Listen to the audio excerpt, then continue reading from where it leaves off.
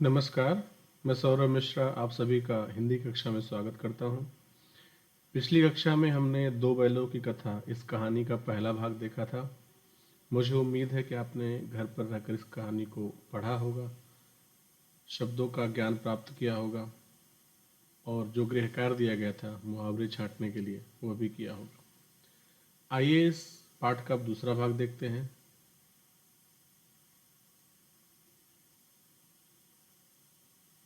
अरे यह क्या, कोई सांड डौंकता चला आ रहा है।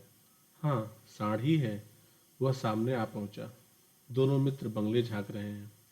सांड पूरा हाथी है। उससे भिड़ना जान से हाथ धोना है, लेकिन ना भिड़ने पर भी जान बचती नहीं नजर आती। इन्हीं की तरफ आ भी रहा है। कितनी भयंकर सूरत है। तो आपने पिछली कक्षा में देखा था कि कैसे दोनों सांड जब लड़की ने रोटी खिला के उन्हें खोल दिया था तो भागे वहां से, गया उनको पकड़ने पहुंचा और रास्ता वो लोग भटक करके दूसरी तरफ चले गए। और फिर एक मटर के खेत में पहुंच करके वहां पे मटर के खेत में खूब खाया। खाने के बाद अचानक उन्हें ऐसा एहसास हुआ कि कोई उनकी तरफ आ रहा है। जब ध्यान से देखा तो एक सांड, डौंकता का मतलब होता खूब एकदम खूंखार आवाज निकालता हुआ। बंगले झांकना मुहावरा है, मतलब एक तरफ से किंग कर्तव्य विमूढ़ हो जाना, what to do what to not do वाली स्थिति हो जाना। ठीक है। मोती ने मूक भाषा में कहा, बुरे फंसे, जान बचेगी, कोई उपाय सोचो। क्वेश्चन है उसका कि जान बचेगी क्या या मारे जाएंगे। हीरा ने चिंतित स्वर में कहा, अपने घमंड में भूला हुआ है, आरजू बिनती ना सुनेगा, भाग क्यों ना चले। सांड पूरा घमंड में एकदम चूर है। वो आरजू विनती मतलब कोई भी विनती, कोई भी रिक्वेस्ट नहीं सुनेगा। तो हीरा की ये मंशा है, हीरा यह मतलब सलाह दे रहा है कि भाग चलना ही उचित है, ऐसा मोती से वो पूछ रहा है। भागना कायरता है, तो फिर यहीं मरो। बंदा तो 9 9 2 11 होता है। ठीक है। मोती कहता है भागना कायरता है। हीरा फिर कहता है तब यहीं मरो। बंदा नौ तो बंदा तो 9 2 11 होता है। बंदा मतलब खुद अपने लिए बोलता है, 9 2 11 होना मुहावरा है, मतलब भाग जाना कहीं से। और जो दौड़ाए, तो फिर कोई उपाय सोचो जल्द। फिर वो बोलते अगर वो दौड़ा लिया तो क्या करोगे। तो कहता है कि कोई उपाय सोचो। उपाय यही है कि उस पर दोनों जने एक साथ चोट करें। मैं आगे से रगेदता हूं, तुम पीछे से रगेदो। दोहरी मार पड़ेगी दोहरी मार पड़ेगी तो भाग खड़ा होगा। मेरी ओर झपटे, तुम बगल से उसके पेट में सींग घुसेड़ देना। जान जोखिम है, पर दूसरा उपाय नहीं है। अब यहाँ पर मोती सलाह देता है कि हम दोनों एक साथ, रगेदना का मतलब एक साथ टूट पड़े, उस पर हमला कर दें। मैं पीछे से, तुम आगे से। ठीक है। और हर स्थिति में उसको पीछे, उसको हराने का ही सोचना है, उसके पेट में सींग घुसेड़ देना है इस तरह से। दोनों मित्र जान हथेलियों पर लेकर झपके। जान हथेलियों पर लेना मुहावरा है यहाँ पे भी, मतलब कि एकदम अपने आप को जोखिम में डाल देना, अपने आप को मुश्किल में डाल देना। हथेलियों पर लेकर लपके। सांड को भी संगठित शत्रुओं से लड़ने का तजर्बा न था। तजर्बा मतलब अनुभव, एक्सपीरियंस नहीं था। संगठित मतलब एकदम एक तरह से मिले हुए। वह तो एक शत्रु से मल्लयुद्ध करने का आदी था। जो ही हीरा पर झपटा, मोती ने पीछे से दौड़ाया। सांड उसकी तरफ मुड़ा तो हीरा ने रगेदा। सांड चाहता था कि एक एक करके दोनों को गिरा ले, पर ये दोनों भी उस्ताद थे, उसे वह अवसर ना देते थे। एक बार सांड झल्लाकर हीरा का अंत कर देने के लिए चला कि मोती ने बगल से उसके पेट में सींग भोंक दिया। सांड क्रोध में आकर पीछे फिरा तो हीरा ने उस दूसरे पहलू में सींग चुभा दिया। आखिर बेचारा जख्मी होकर भागा और दोनों मित्रों ने दूर तक उसका पीछा किया, यहाँ तक कि सांड बेदम होकर गिर पड़ा। तब दोनों ने उसे पीछे छोड़ दिया। तो यहाँ पर जो सांड है उसको संगठित, यानी मिल करके 4 5 ग्रुप वाले लोग एक साथ उस पर हमला करें, ऐसा उसका कोई युद्ध आज तक हुआ नहीं था। मल्ल युद्ध का मतलब कुश्ती या फिर रेसलिंग जैसा कुछ। तो एक एक करके उस लड़ता था लोगों से और उन्हें, मतलब जो भी जानवर होते उन्हें उन्हें परास्त करता था। लेकिन यहाँ पे हीरा और मोती दोनों एक साथ भिड़ गए थे। दोनों एक साथ उसे परास्त कर रहे थे। एक तरफ वो अगर हीरा की तरफ हमला करता तो मोती पीछे से उसको रगेद देता, मतलब उसके ऊपर हमला कर देता, उसके पेट में अपनी सींग भोंक देता। और अगर वो मोती पर हमला करता तो हीरा उसके पीछे चला आता। मतलब दोनों बैलों ने अपनी बुद्धिमानी से उस सांड को मौका नहीं दिया कि वह अकेले अकेले दोनों पर वार कर सके, और इस तरह से बेचारा जख्मी होकर भाग गया। और हीरा और मोती ने उन्हें दूर तक खदेड़ा। बेदम होने का मतलब एकदम दम रहित हो जाना। दम का मतलब होता है साहस या ताकत। दोनों मित्र विजय के नशे में झूमते चले जाते थे। मोती ने अपनी सांकेतिक भाषा में कहा, मेरा जी तो चाहता था कि बच्चा बच्चा को मार मार ही डालूं। मोती हीरा से कहता कि मेरा तो मन कर रहा था कि उसे मार ही डालूं। हीरा ने तिरस्कार किया। गिरे हुए बैरी पर सींग ना चलाना चाहिए। गिरा हुआ जो दुश्मन है उस पर सींग चलाना कायरता है, ऐसा हीरा का मत था। यह सब ढोंग है। बैरी को ऐसा मारना चाहिए कि फिर ना उठे।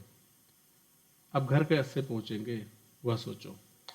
अब हीरा और मोती आपस में बातचीत करते हुए कहते हैं कि यहाँ पर उन्होंने एक महत्व की बात भी बता दी कि अगर आपका दुश्मन जो है वो हार चुका है और परास्त हो चुका है तो उस पर हमला नहीं करना चाहिए। अब घर पहुंचने की बात के बारे में सोचो, ऐसा हीरा का मत है। पहले कुछ खा लें तो सोचे। चलो पहले कुछ खा लेते हैं फिर सोचेंगे। सामने मटर का खेत था ही। मोती उसमें घुस गया। हीरा मना करता रहा, पर उसने एक ना सुनी। अभी दो ही चार ग्रास खाए थे कि दो आदमी लाठियां लिए दौड़ पड़े और दोनों मित्रों को घेर लिया। हीरा तो मेड़ पर था, निकल गया। मोती सींचे हुए खेत में था। उसके खुर कीचड़ में धंसने लगे। न भाग सका। पकड़ लिया। हीरा ने देखा संगी संकट में है तो लौट पड़ा। फंसेंगे तो दोनों फंसेंगे। घर वालों ने उसे भी पकड़ लिया। प्रातःकाल दोनों मित्र काजी हौद में बंद कर दिए गए। अब यहाँ पर क्या हुआ कि जब वो मल्लयुद्ध से उन लोगों का पीछा छूटा तो हीरा और मोती को भूख लगी थी और घर जाने की चिंता भी थी। तो मोती ने कहा चलो कुछ खाने के लिए सोचते हैं। फिर उसको मटर का खेत दिखाई दिया जहाँ उनका युद्ध हुआ था। तो बोलता है कि अब यहाँ पे खाना उचित नहीं क्योंकि सुबह हो रही है। हीरा ऐसा सलाह देता है लेकिन मोती को ये बात समझ में नहीं आती और खेत में घुस जाता है। चूंकि खेत सींचा हुआ था मतलब उसमें पानी लगाया गया था, पानी चलाया गया था, तो नमी होने की वजह से जमीन में कीचड़ हो गए थे। अभी दो ही चार ग्रास लिया था मतलब मुंह में दो ही चार बार उसने मटर खाए थे, मटर के पौधे खाए थे, तब तक कि देखा कि दो लोग लाठियां लिए चले आ रहे हैं। चूंकि हीरा जो है वो खेत की मेड़ पर था। मेड़ का मतलब जो बाउंड्री होती है खेत की उसको मेड़ कहते हैं। तो बाहर हो लिया, लेकिन मोती का पैर जो है, खुर, खुर का मतलब जो सबसे नीचे वाला हिस्सा होता है पैर का उसे खुर बोलते हैं। तो वो कीचड़ में धंस गया और इससे वो पकड़ा गया। अब चूंकि साथी पकड़ा गया था इस नाते से हीरा ने भी अपने आप को उनके हवाले कर दिया। कांजी हौद।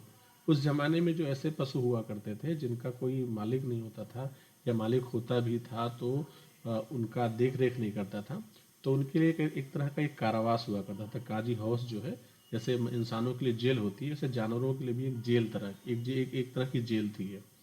तो वहाँ पर वो बंद कर दिए जाते थे और फिर वहाँ से उनके मालिक को मतलब मालिक ढूंढता अगर वहाँ पहुँचता था और उन्हें पहचानता था तो जिसका उन्होंने नुकसान किया था, उन जानवरों ने जिसका नुकसान किया था उसके बदले में उनको हर्जाना देना पड़ता था, नहीं उसका कंपेंसेशन देना पड़ता था। और अगर ऐसा नहीं होता था तो उनको पशु बाजार में बेच दिया जाता था और उसका जो कुछ पैसा होता था वो जिसका नुकसान हो उसे दिया जाता था।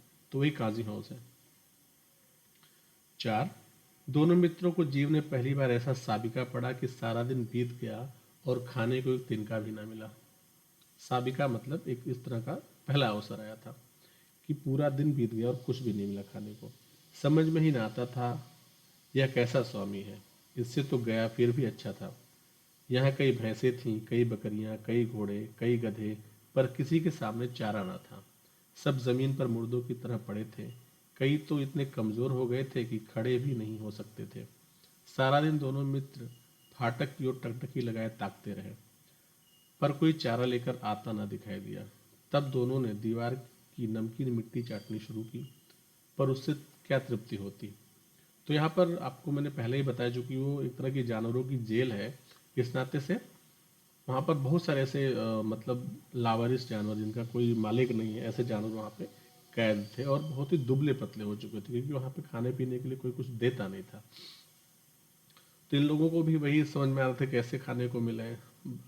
बार बार वो फाटक की तरफ देख रहे हैं, दरवाजे की तरफ देख रहे हैं कि शायद कोई कुछ लेकर आएगा, लेकिन कोई कुछ लेकर आता नजर नहीं आया। और बाद में उन्होंने दीवार पे, कच्ची दीवार की जो नमक मिट्टी, नमक हल्का सा नमक के स्वाद की होती है, उसको चाटना शुरू किया, लेकिन उससे तृप्ति, तृप्ति का मतलब संतुष्टि नहीं होती है।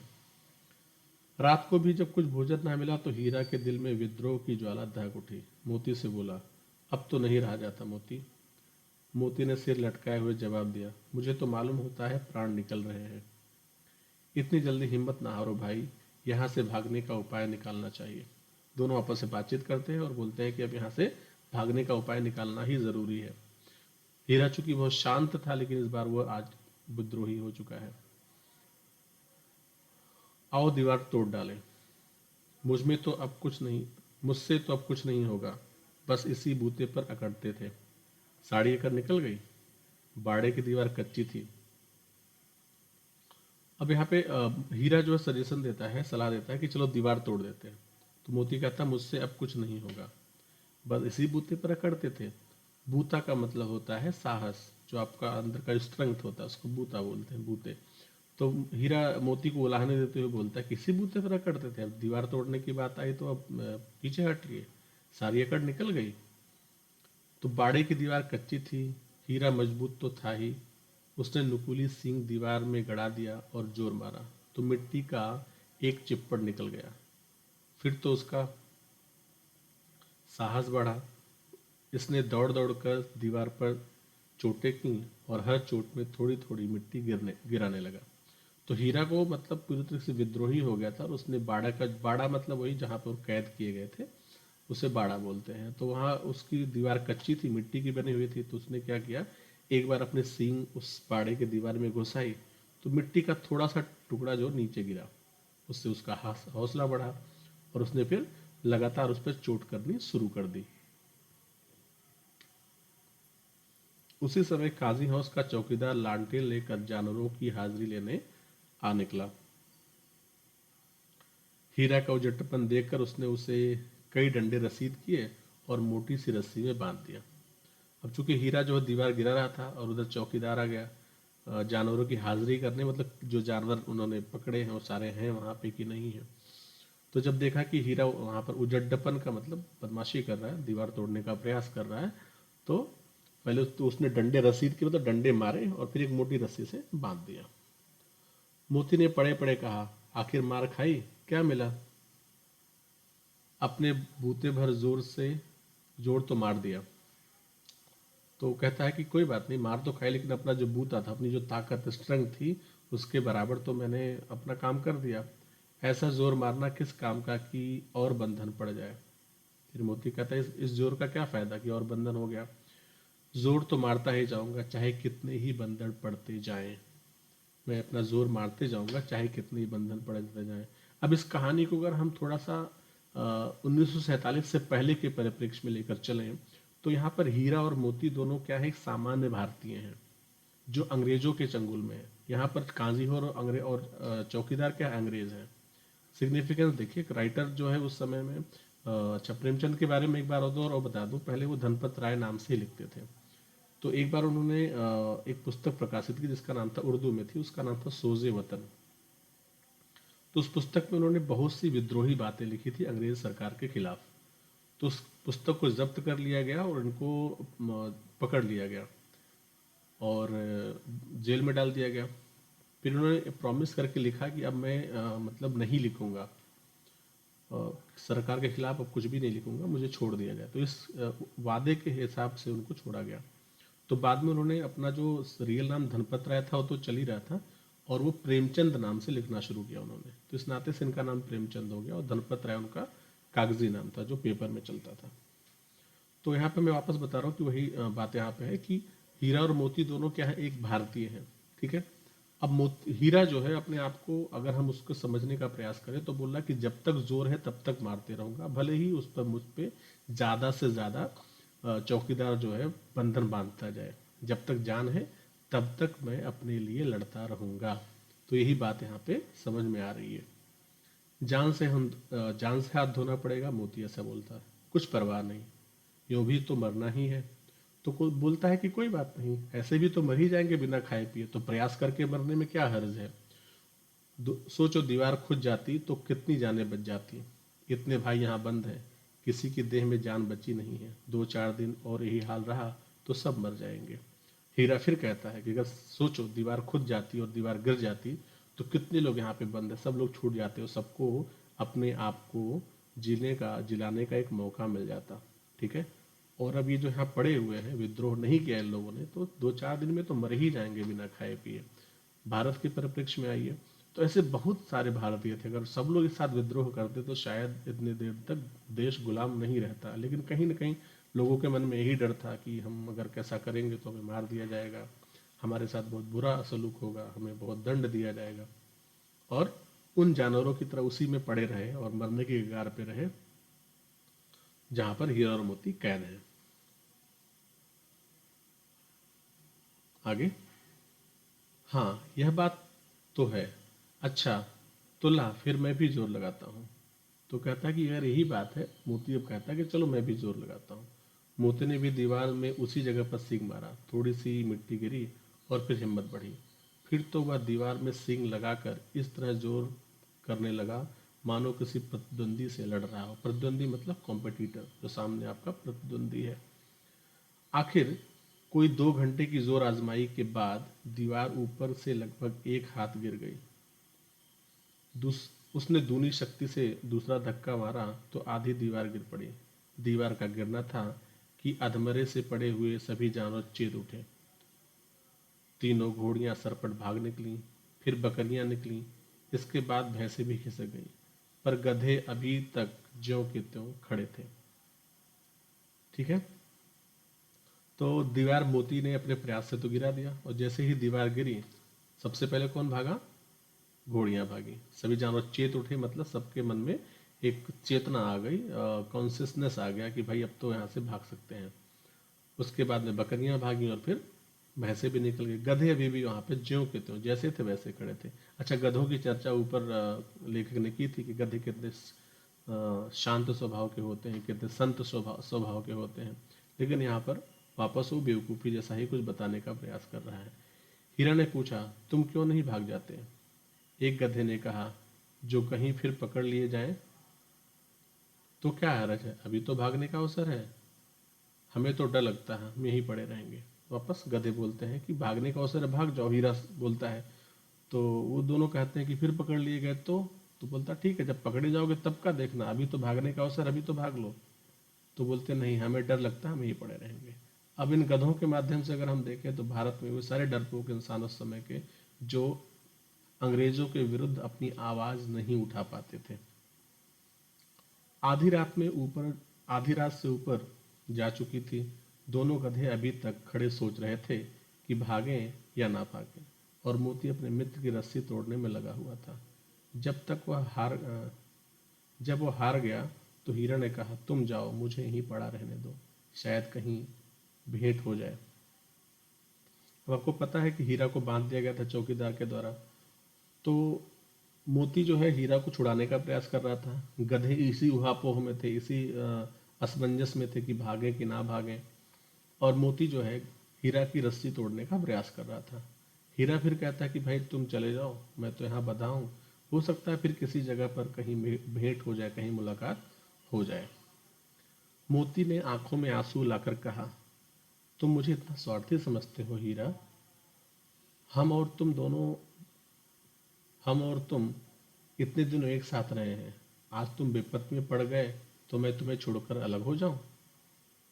हीरा क्वेश्चन करता है कि इतना स्वार्थी समझते हो, इतना अपने लिए सोचने वाला समझते हो, तुम विपत्ति में और तुम्हें छोड़ के चला जाऊं, ये संभव नहीं है।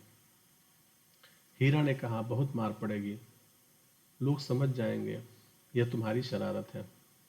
ठीक है, बहुत मार पड़ेगी क्योंकि लोग भाग चुके हैं, तो सबको समझ में आ जाएगा तुम ही खुले हो, हीरा बंद था और तुम ही दोनों को नया नया लाया गया था, तो सब तुम्हारी शरारत जान जाएंगे और तुमको ही मारेंगे।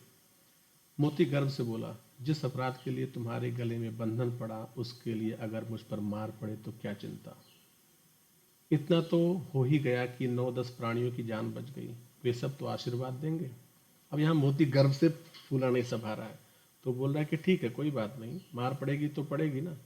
जिस नाते तुम्हारे गले में बंधन पड़ा है, अगर उस नाते मुझे मार पड़े तो मुझे कोई चिंता नहीं है, और गर्व की बात तो यह है कि मैंने 9-10 प्राणियों की जान बचाई है, उनको बंधन से मुक्त किया है। वो सब हमें आशीर्वाद देंगे। यह कहते हुए मोती ने दोनों गधों को सींगों से मार मार कर बाड़े से बाहर निकाला, और तब अपने बंधु के पास आकर सो रहा। ठीक है, दोनों गधे जो वहाँ पे खड़े थे उनको मार मार के बाहर निकाला कि भाग जा, तू यहाँ पे क्यों खड़ा है। भोर होते ही मुंशी और चौकीदार तथा अन्य कर्मचारियों में कैसी खलबली मची, इसके लिखने की जरूरत नहीं। बस इतना ही काफी है कि मोती की खूब मरम्मत हुई और उसे भी मोटी रस्सी में से बांध दिया गया। ठीक है, तो जैसा कि हीरा को आशंका थी वैसा ही हुआ। कर्मचारियों में बड़ी मतलब एकदम कोहराम सा मच गया, खलबली सी मच गई कि अब क्या होगा, सारे जानवर भाग चुके हैं।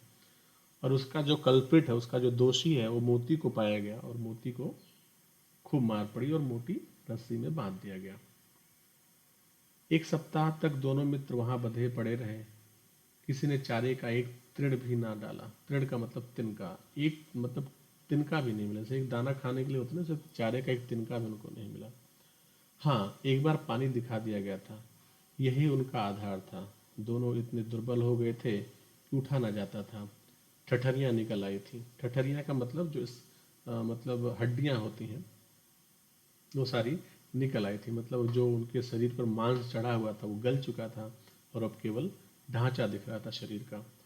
एक दिन बाड़े के सामने डुग्गी बजने लगी और दोपहर होते होते वहां 50-60 आदमी जमा हो गए।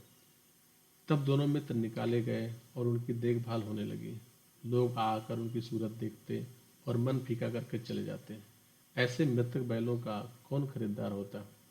ठीक है, तो दोनों बैल चूंकि बहुत ही कमजोर हो चुके हैं, और ये डुग्गी जो बज रही है ना, डुग्गी का मतलब होता है अनाउंसमेंट होना कि भाई यहाँ पर काजी हाउस में 2 बैल हैं जो घरेलू जो खेतिहर किस्म के हैं, इनको आप खरीद सकते हैं। लेकिन चूंकि उनकी सेहत बहुत खराब हो चुकी थी, इस नाते से कोई खरीदने के लिए तैयार नहीं हुआ।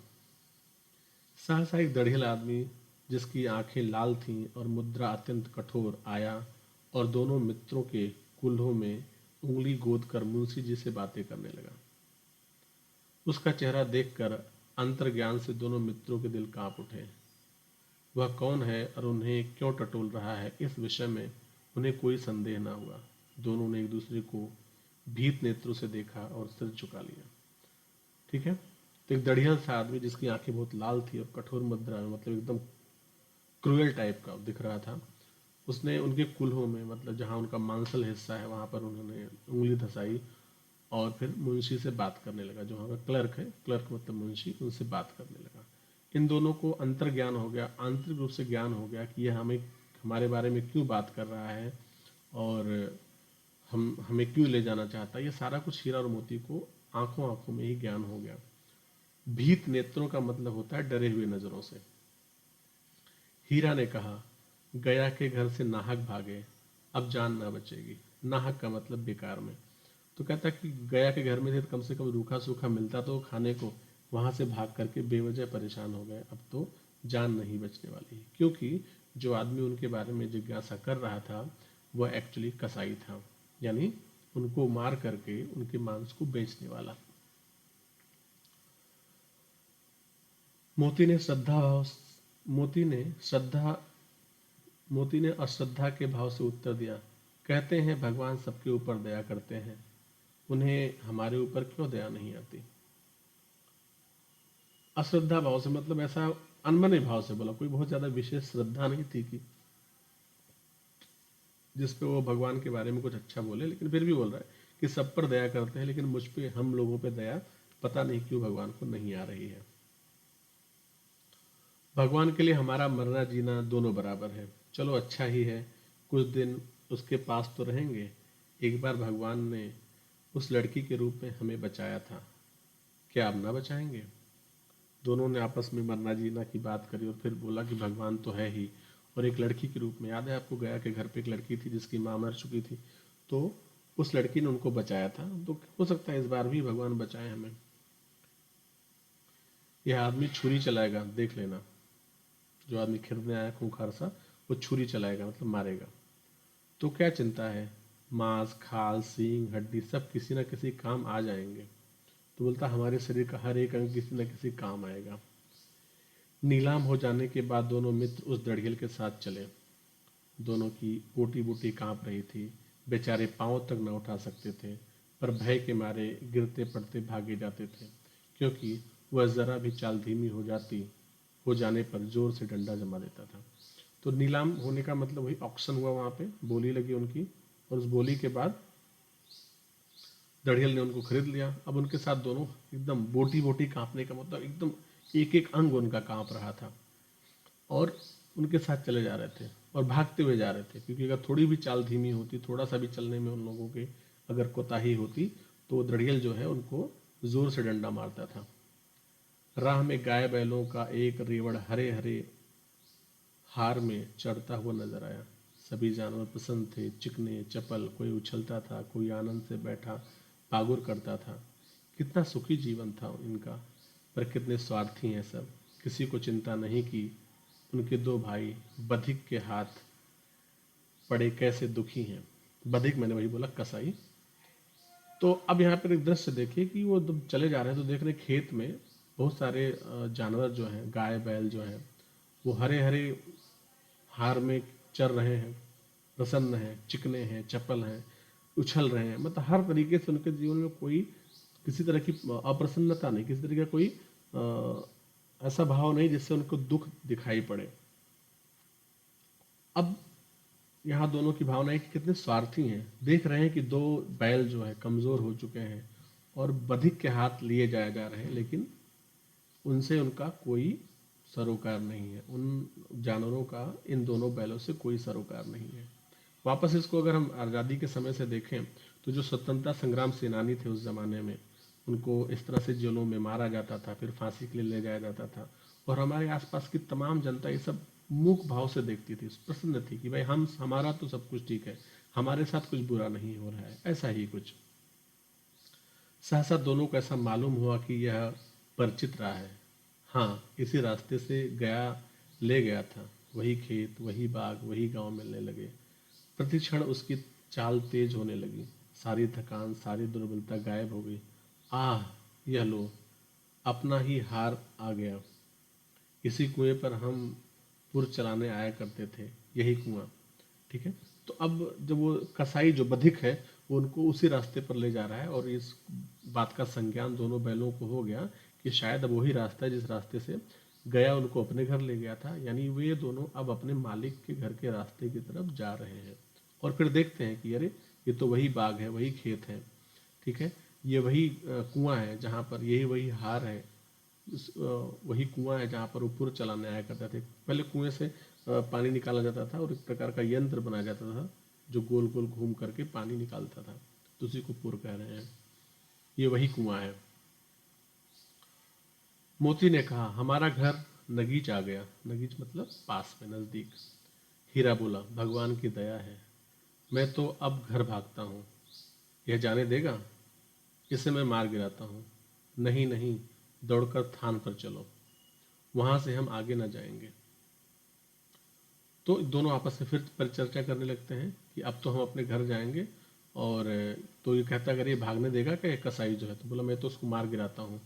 तो कहते नहीं, पहले पहले थान पर चलो। थान चलने का मतलब जहां पर उनको बांध कर खिलाया जाता था, उसके आगे हम लोग नहीं जाएंगे। दोनों उन्मत्त होकर बछड़ों की भांति कुलेले करते हुए घर की ओर दौड़े। वह हमारा थान है। दोनों दौड़कर अपने थान पर आए और खड़े हो गए। दड़ियल भी पीछे पीछे दौड़ा चला आता था। जूरी द्वार पर बैठा धूप खा रहा था। बैलों को देखते ही दौड़ा और उन्हें बारी बारी से गले लगाने लगा।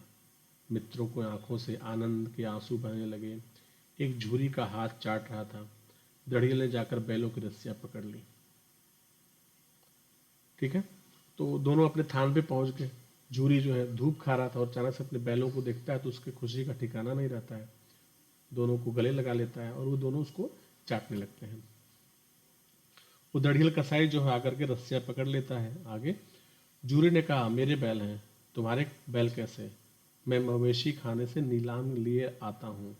बोलता, मवेशी खाना, वही जो कांजी हाउस है, मवेशी खाना जहाँ पर लावारिस पशुओं को बांधा जाता है, वहाँ से नीलामी करके लाया हूँ मैं।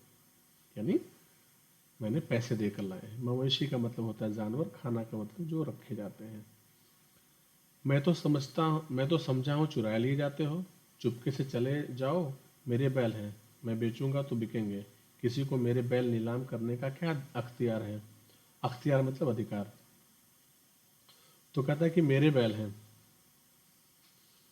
और तुम इसे चोरी के लिए जाते हो, भाग जाओ, नहीं तो फिर बहुत दिक्कत हो जाएगी। वो नीलाम करने का अधिकार किसने दे दिया मेरे बैलों को?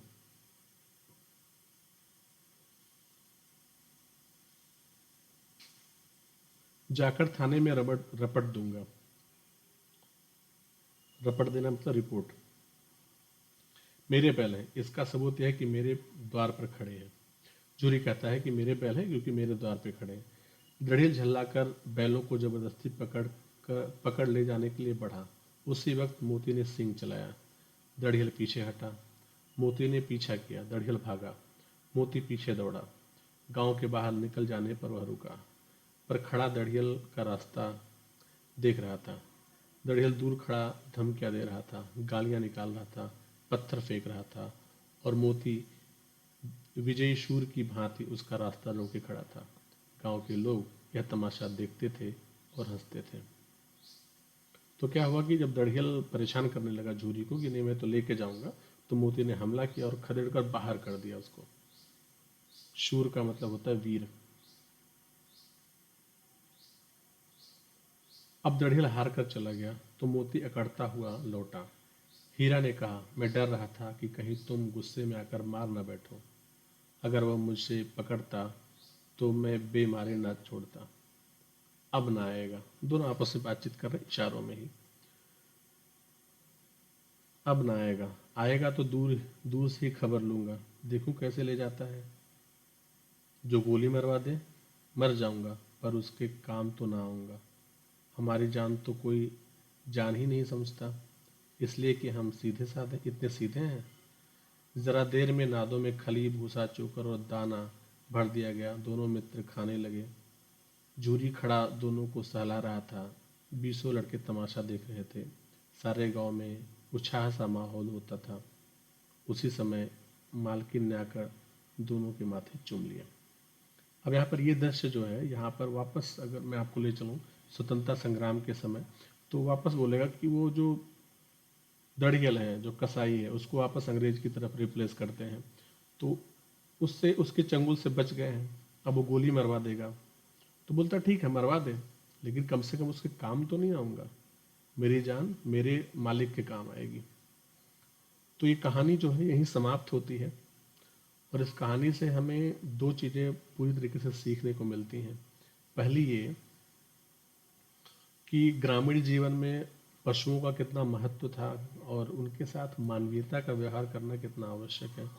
दूसरा, अगर इस कहानी को हम स्वतंत्रता संग्राम के परिप्रेक्ष्य में देखें, संदर्भ में देखें, तो कैसे तमाम ऐसे भारतीय जो स्वतंत्रता संग्राम में हिस्सा नहीं ले रहे थे, हमारे स्वतंत्रता संग्राम सेनानियों को बचाने का प्रयास नहीं कर रहे थे, और उनके नाते बहुत सारे स्वतंत्रता संग्राम सेनानी मारे गए, केवल इसलिए क्योंकि भारतीयों द्वारा विद्रोह नहीं किया जा रहा था। तो लेखक कहीं ना कहीं इस आम जनमानस को जो अपने रोटी कपड़े और मकान में व्यस्त है और इस बात से बिल्कुल नाखबर है, बेखबर है कि हमारे देश में और भी क्या हो रहा है, कहीं ना कहीं उस उनको जागृत करना चाहता है कि तुमको भी इस दशा से ऊपर उठ करके उनकी मदद करनी चाहिए।